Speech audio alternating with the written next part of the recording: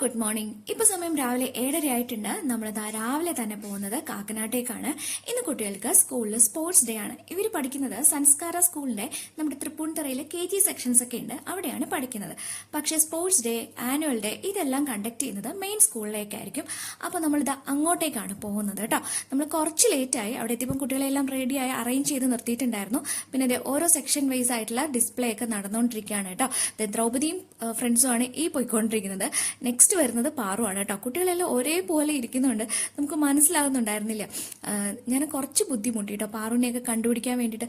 പിന്നെ ദാ നോക്കുമ്പോഴത്തേക്ക് മുടി ഇങ്ങനെ ആടി ആടി പോകുന്നു. ആ മുടി ആട്ടി പോകുന്ന കണ്ടില്ലേ, അതാണ് പാറുക്കുട്ടൻ. അങ്ങനെ ഞാൻ പാറുക്കുട്ടനെയൊക്കെ കണ്ടുപിടിച്ചു. ഐഷു നമ്മുടെ കൂടെ ഉണ്ടായിരുന്നു. ആള് കുറച്ച് ഇറിറ്റേറ്റഡ് ആയിരുന്നു. നല്ല ചൂടുള്ളതുകൊണ്ട് ആൾക്ക് കരച്ചിലും ബഹളമൊക്കെ ആയിരുന്നു. രാവിലെ തന്നെ ഒരു പ്രോഗ്രാം സ്റ്റാർട്ട് ചെയ്തെങ്കിലും നല്ല വെയിലായിരുന്നു കേട്ടോ. നമുക്കതുകൊണ്ട് ടെൻഷനായിരുന്നു. കുട്ടികളല്ലേ, അവർക്ക് വെയിലാണല്ലോ, ദാഹിക്കുമോ, ചൂടെടുക്കുമോ, അങ്ങനെയൊക്കെയുള്ള ടെൻഷനായിരുന്നു. കുട്ടികളുടെ പ്രോഗ്രാം ആയിരുന്നെങ്കിലും ഇവരെല്ലാം നല്ല രീതിയിൽ തന്നെ കണ്ടക്ട് ചെയ്തിട്ടുണ്ടായിരുന്നു കേട്ടോ. ഇന്ന് ഇവിടെ ഉണ്ടായിരുന്നത് KG സെക്ഷന്റെ മാത്രം സ്പോർട്സ് ഡേ ആയിരുന്നു. അങ്ങനെ സ്റ്റാർട്ട് ചെയ്യാനുള്ള ടൈമൊക്കെ ആയിട്ടുണ്ട്.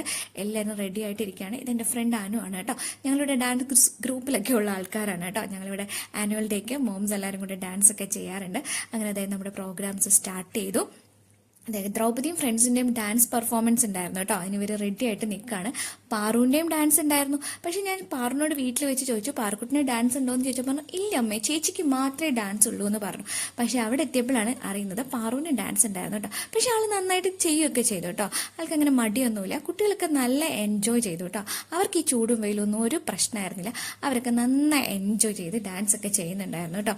എല്ലാവരും പാറുവിന്റെ ടീമിന്റെ ഡാൻസ് ആണ് കേട്ടോ ഇത്. പാറുവിന്റെ ടീമിന്റെ കൂട്ടത്തിൽ തന്നെ പ്ലേ ഗ്രൂപ്പിലെ മക്കളും ഉണ്ടായിരുന്നു കേട്ടോ. അപ്പോൾ എല്ലാവരും നന്നായി ഡാൻസ് ചെയ്തു. ടീച്ചേഴ്സൊക്കെ അവരെ നന്നായിട്ട് എൻകറേജ് ചെയ്യുന്നുണ്ടായിരുന്നു കേട്ടോ.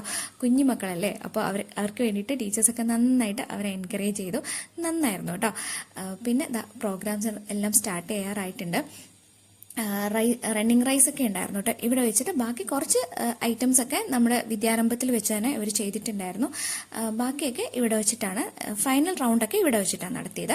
അങ്ങനെ നമ്മളെല്ലാവരും ഇങ്ങനെ വെയിറ്റ് ചെയ്തിരിക്കുകയാണ് കേട്ടോ. എപ്പോൾ കഴിയുന്നത്. പാറും ടീമുമാണ് പോകുന്നത്.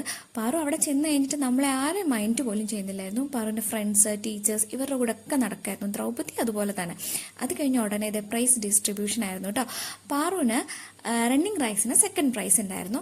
ദ്രൗപതിക്ക് റണ്ണിങ് റൈസിനും പ്രൈസ് ഉണ്ടായിരുന്നു. വേറെ ഒരു ഐറ്റത്തിനൂടെ പ്രൈസ് ഉണ്ടായിരുന്നു, അത് ഞാൻ മറന്നുപോയി കേട്ടോ. പ്രൈസ് ഒക്കെ വാങ്ങി പെട്ടെന്ന് തന്നെ നമ്മൾ ഫുഡൊക്കെ കഴിച്ച് വീട്ടിലേക്ക് പോവാണ്. അടുത്ത വീഡിയോയിൽ കാണാം. Tata bye, see U.